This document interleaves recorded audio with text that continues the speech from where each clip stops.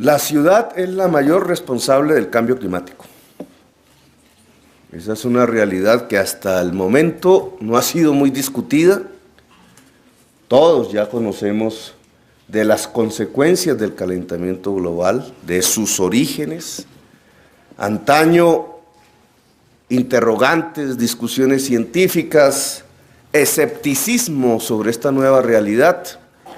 Hoy realmente es muy difícil encontrar un ser, sobre todo un niño en la Tierra, que no sepa de las consecuencias que puede tener para la especie humana, para la vida, el que el planeta se siga calentando, como hasta ahora ha venido sucediendo, y los efectos que produce el clima.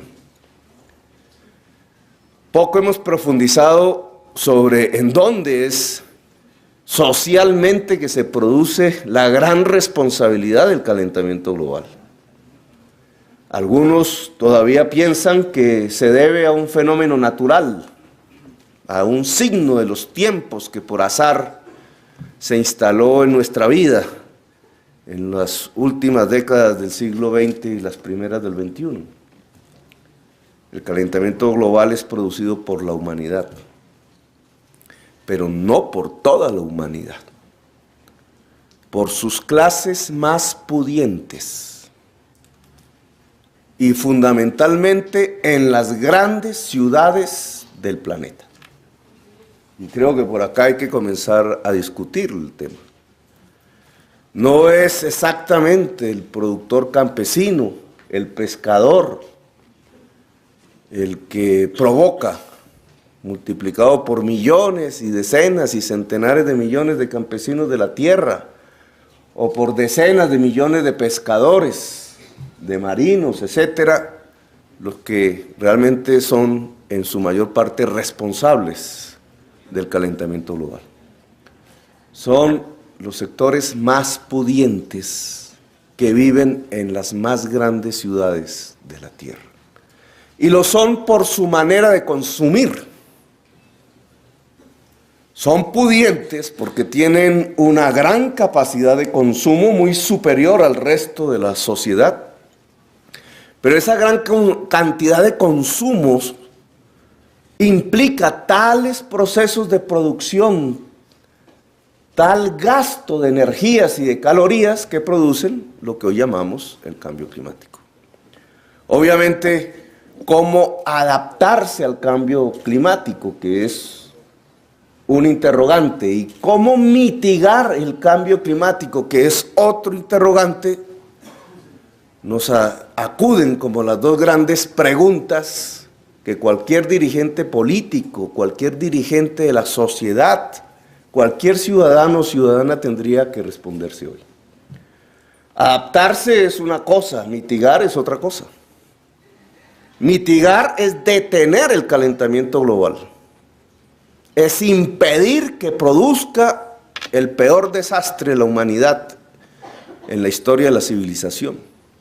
Mitigar implica cambiar completamente los modos de consumo fundamentalmente de las clases más pudientes del mundo. Es un cambio del mundo.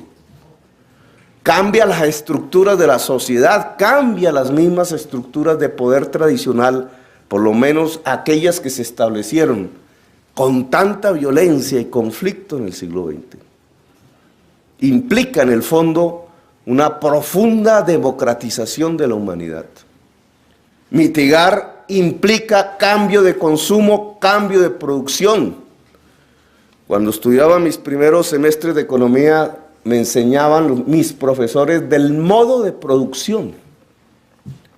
Pues ni más ni menos aquí, ese es el reto y el gran interrogante. Para mitigar el cambio climático tenemos que cambiar el modo de producción. Cambiar el modo de producción en el fondo es cambiar el modo del poder. Mitigar puede hacerse en todas las partes del mundo, pero no es tan efectivo si no se hace precisamente allí donde se originan las causas del cambio climático. En sus lugares específicos, georreferenciados y social referenciados del planeta Tierra. Adaptarnos es otro problema.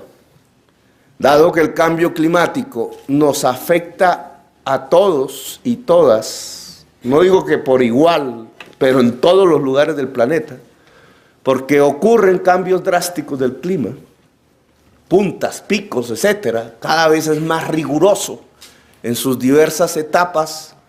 Entonces, adaptarse es otra responsabilidad, pero esta responsabilidad sí que es de toda la humanidad. Porque cualquiera puede morir, paulatinamente más y más gentes mueren, son afectadas por precisamente las consecuencias del cambio climático y porque sus sociedades locales no tuvieron en cuenta este fenómeno, que no es fenómeno natural sino humano, y no adaptaron las circunstancias del territorio para que esas muertes no ocurrieran, o por lo menos ocurrieran menos. ¿Qué le corresponde a la ciudad de Bogotá? Que es de lo que me corresponde hablar finalmente.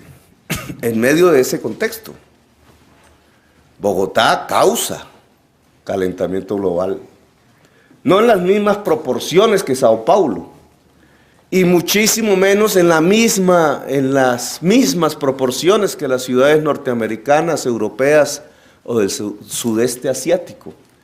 Nosotros provocamos marginalmente, con las maneras como nos hemos organizado en la ciudad de Bogotá, un pequeño aporte al desastre de la humanidad a partir del calentamiento global. No podemos garantizar por nosotros mismos, solos, mitigar el cambio climático. Podemos aportar cosas. Cuando aquí se ha sugerido en el Plan Distrital de Desarrollo, que hasta donde tengo entendido es el único plan en todo el país, por primera vez en nuestra historia, que pone como uno de sus ejes fundamentales la lucha contra el cambio climático y la adaptación al cambio climático, único plan en toda Colombia y por primera vez en la historia de nuestro país, lo que nosotros estamos es proponiendo intentar evitar la proporción mínima con que la ciudad de Bogotá aporta a este desastre de la humanidad. Y lo hacemos donde más creemos que puede afectar. La forma como construimos nuestros edificios. El edificio es uno de los grandes responsables del cambio climático. Y la forma como organizamos nuestro transporte. El transporte es otro de los grandes responsables del cambio climático en el mundo. Son dos aportes que están en plena discusión hoy en la ciudad, aún hoy. Se debate en los medios, no se entiende, se ponen interrogantes a por qué nosotros no expandimos la ciudad sobre los bordes. Un ministro construye una política audaz de vivienda, dice que va a construir 100.000, que eso implica 20.000 en un año, y entonces la primera reacción es ver cómo esas 20.000 se construyen allá donde están los humedales, allá junto al río Bogotá, en los extremos donde automáticamente le vamos a quitar espacio al agua. La forma de urbanizarnos es fundamental para mitigar el cambio climático en el mundo. A alguien se le ocurrió, un gran planificador, entre comillas, que la forma como Bogotá tenía que construirse como ciudad era traspolando, si se dice así, transfiriendo la manera como las ciudades del estado de la Florida crecen, extensivas, articuladas alrededor del vehículo particular, casi como el único modo de transporte en la Florida. Realmente es el único modo de transporte, es un transporte unimodal que obliga a través de una especialización de las zonas en la ciudad a transportarse intensivamente en el vehículo particular, gran consumidor de calorías a partir del combustible fósil.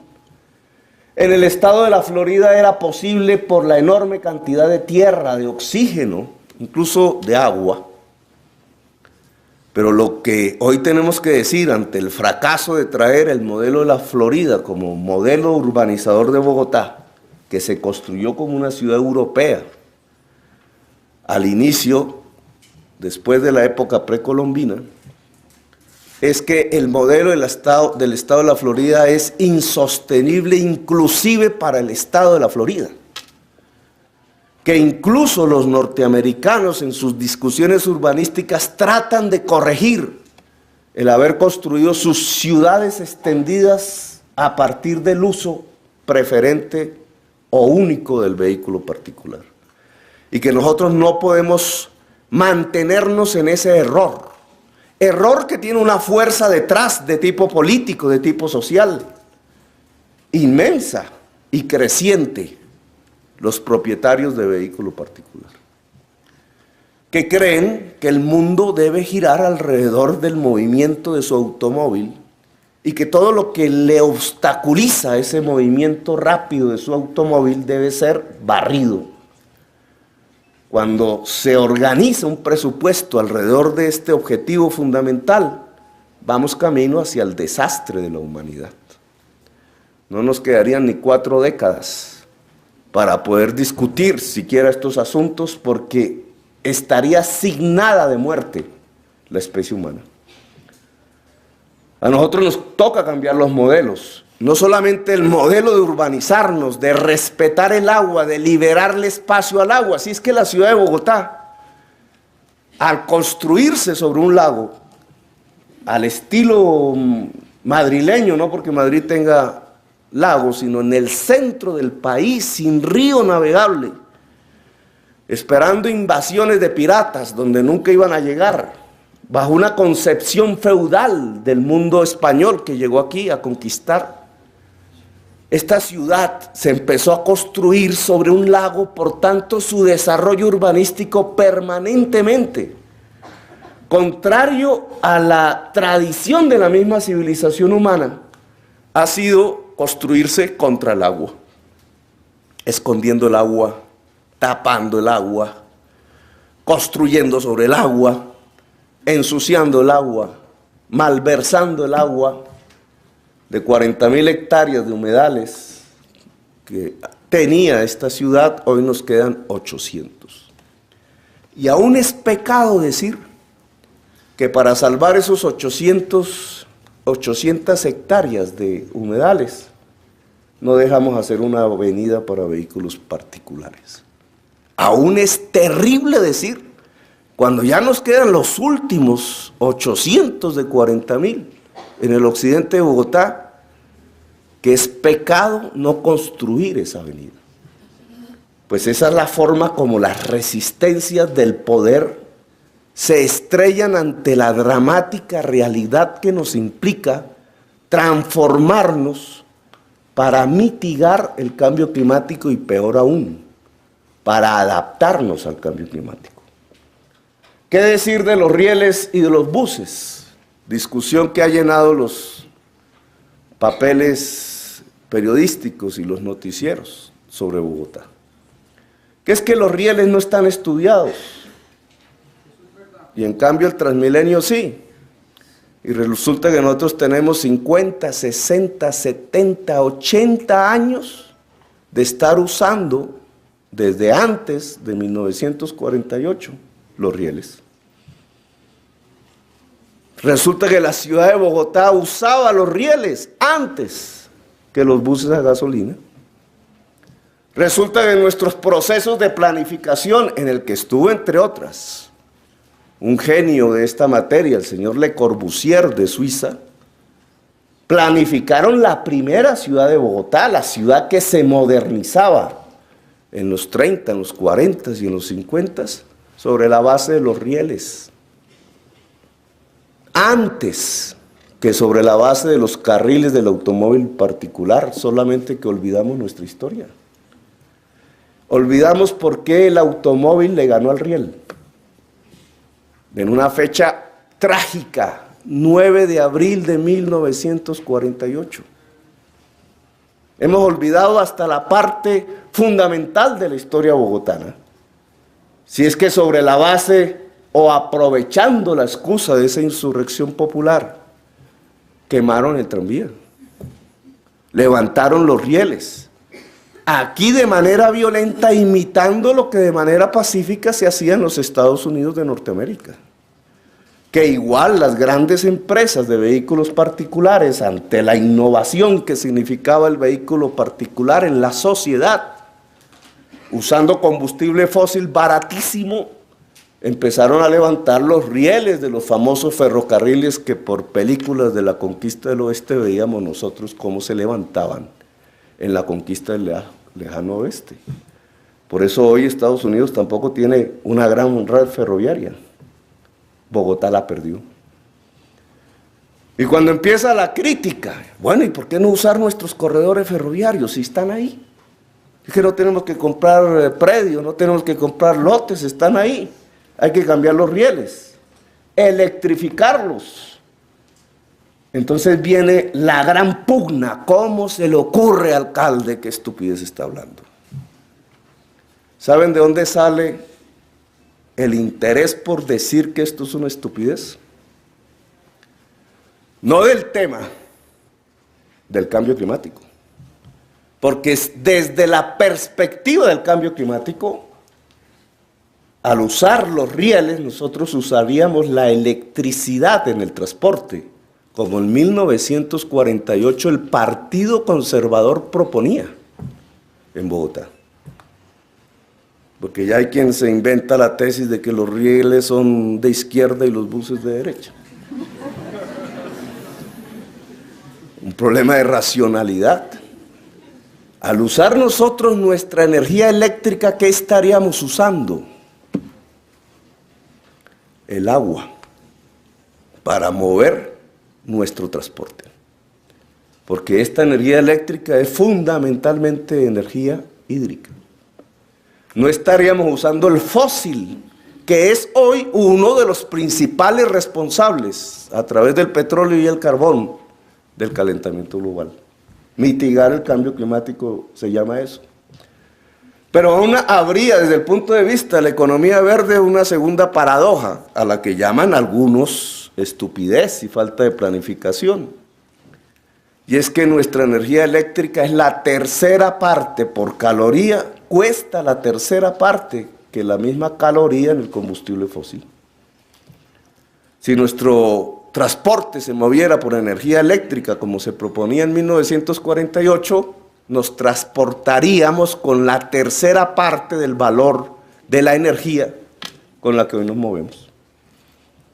Economía verde se llama eso. Pero no es por estas razones por las que hay una oposición. Y aquí vuelvo a mi tesis, que mitigar y adaptarse al cambio climático implica democratizaciones y cambios de la relación del poder. Veámoslo en concreto entre los buses y los rieles. ¿Cuál es la oposición, a diferencia de lo que pasa en Medellín? Que con éxito lo está logrando.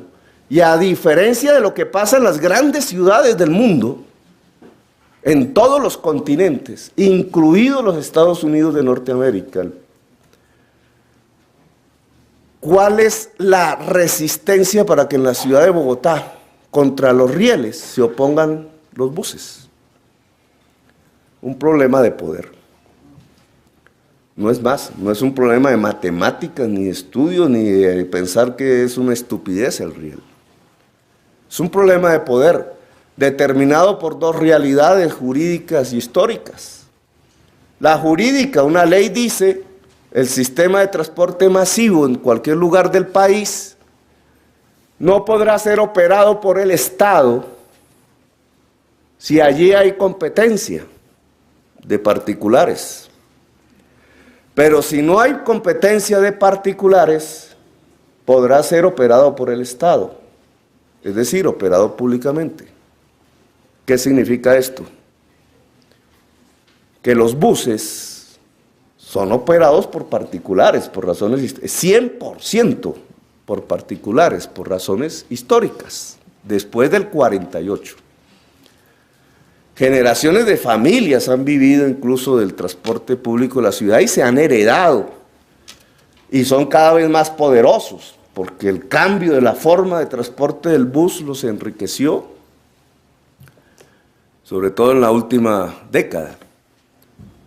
Pero la ley nos prohibiría como Estado tener una operadora de buses pública. ¿Qué pasa si tendemos los rieles? No hay competencia. Y si no hay competencia, el Estado puede operar. Es decir, que entre más rieles tenga la ciudad, más participación tendría el Estado, es decir, el conjunto de la sociedad en la apropiación de las ganancias que se derivan del transporte de la ciudad. En la medida en que pasaran las décadas y los rieles se extendieran como se extienden en las redes de metro, esta sería la realidad legal del transporte y de sus intereses creados. Y por tanto, impedir que esos rieles se puedan usar es una petición de un interés particular ligado a que la ciudad no se desprenda en la manera como hace su transporte del manejo particular y privado del transporte público de la ciudad. Por eso es que se atacan estas ideas. Resulta que si la ciudad construye su modelo de transporte sobre la base del bus y del carro particular, no es sostenible por su altura, por la poca cantidad de tierra que tiene, por la falta de oxígeno derivado de la altura y fundamentalmente porque el cambio climático nos va produciendo cada vez más picos más serios de sequías o de inviernos que afectan ni siquiera nuestra movilidad, la vida misma de la ciudad. Mitigar y adaptarnos al cambio climático es fundamental. Y nos implica cambiar los modos de transporte.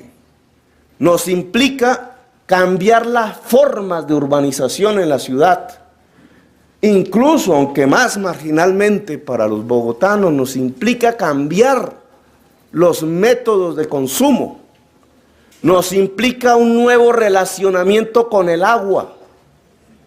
Aunque en los últimos años, la ciudad, nosotros, hemos padecido lo que llamamos las oleadas invernales, que no es más que el cambio climático. La última mató a un ciudadano. Nos defendimos de tal manera que solo murió un ciudadano. En el país murieron casi 200, pero en la penúltima murieron centenares, miles en Colombia. Lo vemos como un acto azaroso de la naturaleza.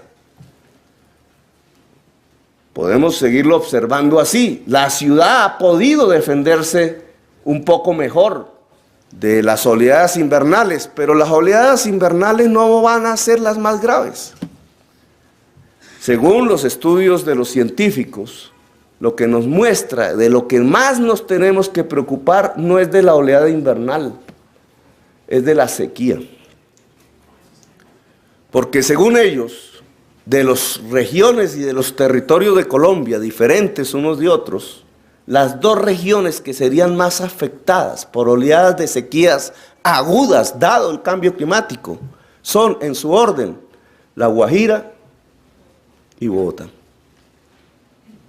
Tema que no discutimos. ¿Por qué Bogotá? ¿Por qué? Si nos inundamos cada vez que llueve, si llueve mucho, diríamos. Porque Bogotá está en un altiplano rodeado de montañas. Y las épocas de sequía lo que hacen es que las corrientes de nubes, de vientos y de nubes, choquen contra esas montañas y no pasan. Y al no pasar no cae agua. Y entonces si no tenemos una gobernanza del agua, cuyos mayores responsables de esa gobernanza debería ser la empresa de acueducto alcantarillado, la empresa de energía eléctrica y la CAR, y otros y otras obviamente, y la sociedad misma. Si nosotros no somos capaces de hacer una gobernanza del agua, de cuidar nuestras quebradas, de que caiga más agua en las épocas de invierno incluso, y que podamos embalsarla para las épocas de sequía, y que nuestra forma de organizarnos en la sabana de Bogotá permita cuidar el agua, pues no somos sostenibles. Fíjense ustedes las discusiones en la prensa cuando decimos no vamos a vender más agua en bloque. Solo vamos a vender agua de Bogotá, de la empresa de acueducto, al perímetro urbano de los municipios vecinos, que es lo que ordena la ley.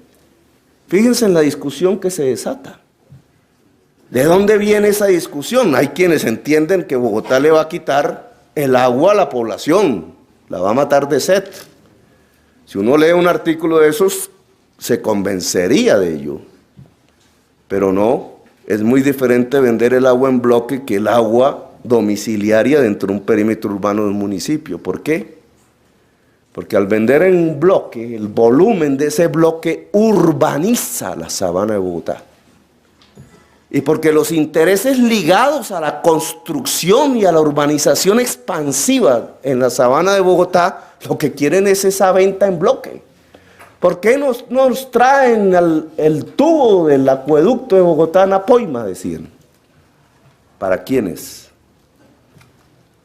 Para urbanizar, ¿para quiénes? Para los habitantes tradicionales de Napoima.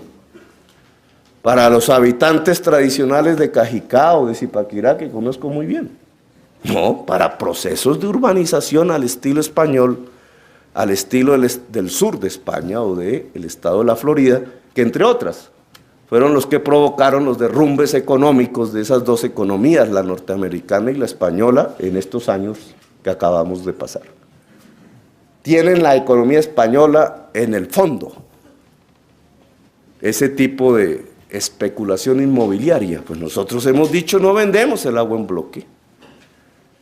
Vendemos el agua para ordenar el territorio. El gran ordenador del territorio es el agua, pero no solamente porque se produce un efecto de urbanización incontrolada en la sabana y se acaba la sabana de Bogotá. Ya incluso en esto dicen, ¿y por qué no aprueba y se mantiene en el Plan Zonal del Norte? Al partir de la calle 193, los flujos del agua no vienen hacia el centro de la ciudad, sino van hacia el humedal de Torca. Llevar alcantarillados después de la calle 193 implica llevarlos al humedal de Torca. Y el humedal de Torca, como algunos expertos aquí conocen, al lado, entre los cerros orientales y el río Bogotá, es la estructura ecológica principal, no secundaria, sino principal. Significa que si el Plan Zonal del Norte se expande después de la calle 193, acabamos nuestra estructura ecológica principal. Por eso hemos tenido especial cuidado en no hacerlo, a pesar de la inmensa crítica que no tiene otro motor que el proceso de urbanización. Pero no vender agua en bloque en la sabana tiene un objetivo fundamental, no solamente de corto plazo, de tipo urbanístico, de cambio de modelo de urbanización. Es cuidar nuestra agua. Es poder hacer una gobernanza de la escasa agua de la sabana de Bogotá, precisamente para poder soportar lo que hasta ahora no nos ha sucedido, pero que nos lo pronostican. Y es que lo peor del cambio climático sobre la ciudad de Bogotá no es la oleada invernal, sino es la sequía. Y si no tenemos agua, pues ustedes saben qué puede pasar. Si no somos capaces de establecer un sistema de gobernanza del agua, ustedes saben qué puede pasar. Pues estas materias, que son parte de nuestro plan de desarrollo, actualmente en discusión, en el capítulo de los 3, superar segregación social, adaptar y mitigar cambio climático y fortalecer lo público y democratizarlo. El segundo capítulo tiene que ver con estas materias. Queremos, y asistiremos a la Cumbre de Río indudablemente, pero queremos que en el mes de noviembre, después de foguear este debate intenso de intereses encontrados y de poderes encontrados en la ciudad de Bogotá, podamos hacer en la ciudad de Bogotá una cumbre mundial de ciudades. Ciudades interconectadas en red, una red de ciudades contra el cambio climático. Hemos empezado con una alianza con Lima y Quito, que queremos seguir extendiendo ahora a 15 ciudades suramericanas, y a partir de ahí un diálogo nuevo en torno al cambio climático. Hasta ahora han asistido las naciones, hasta ahora han asistido las ONGs y ciertas fuerzas sociales y políticas que se coordinan globalmente en esta lucha. Pero ni las naciones, realmente, ni las ONGs son las responsables del cambio climático. Las responsables en primer lugar son las ciudades. Y por tanto este nuevo actor en el escenario mundial, redes de ciudades, actores con voz y fuerza para tomar decisiones, que son las ciudades, por su responsabilidad de primer orden en el cambio climático, es importante desatarla, coordinarla. Si Bogotá logra en el mes de noviembre hacer la cumbre mundial de cambio climático, contra el cambio climático, Bogotá pasará a ser una de las grandes vanguardias de la lucha humana por la vida, por su propia preservación. Los esfuerzos y las dificultades que vamos a tener todos los días, permanentes, resistencias permanentes, dentro de la misma sociedad, para lograr precisamente que esta ciudad mitigue el cambio climático y se adapte al cambio climático, van a ser inmensos. Yo he tomado una decisión y es mantenerme firme en esa posición. Creo que si no lo hacemos ahora, más adelante nos va a pesar muchísimo más.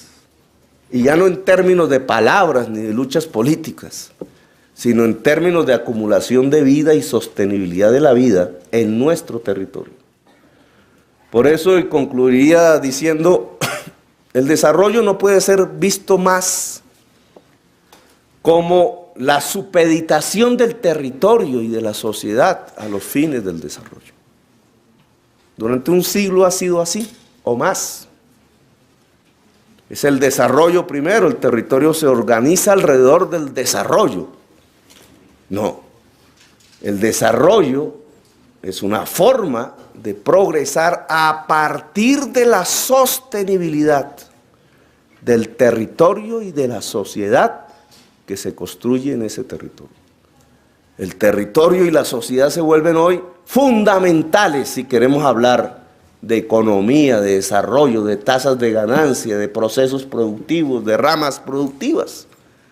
Sin ese precepto no estamos hablando de sostenernos.